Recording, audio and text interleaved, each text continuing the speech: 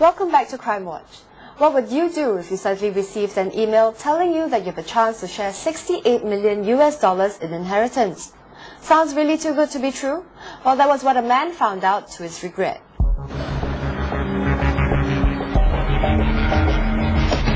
Roman was used to receiving spam in his email. However, one day, a particular email caught his attention. He sent me to email. By chance, I just glanced it, looking through the computer. So I found it.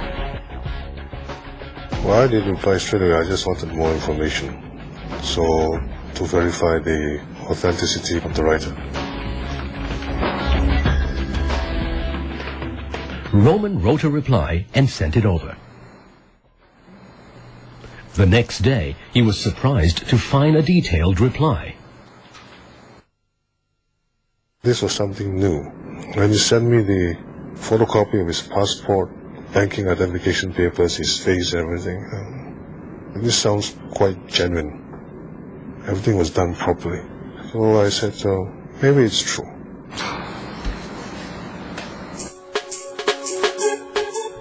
Roman received an email from another person claiming to be a bank officer from the Bank of England with instructions to telegraphic transfer a sum of $5,000 to a bank account in Birmingham, England under the name of Jonathan Hounslow. It was to process the transfer of the inheritance from Hang Seng Bank Limited to his name. Roman proceeded to the bank to make the transfer. Later that day, Roman called the person to check that he received the sum of money. So I'm calling you to find whether he has received the amount that I remitted. A few days later, Roman received another email asking him to remit another £8,200 before releasing the inheritance to him. He says, I've got to pay for VAT charges. So I said, since the money is transferred to the account, why should I pay another $8,000 for VAT charges? That sounds rather fishy, because the money has already been transferred.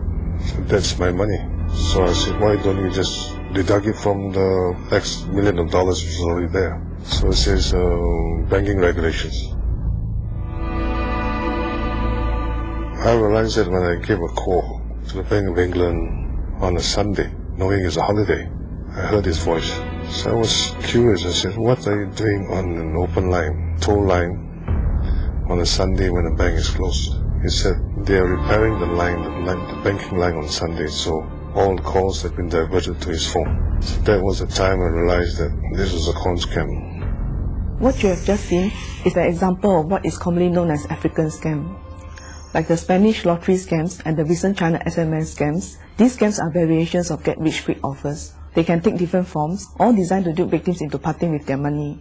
Generally, such scams require the victim to make upfront payment, either through remittance companies or banks, to facilitate the transfer of the promised funds or winnings to the victim. In this particular case, the conman also used the names of well-known banks to add legitimacy to their claims. These claims are bogus. Anyone found guilty of involvement in these scams face a jail term of up to 7 years and can be fined. Police take a very stern view and will not hesitate to prosecute anyone if there is evidence of fraud. The best way to avoid being a victim of such scams is to be well aware of them.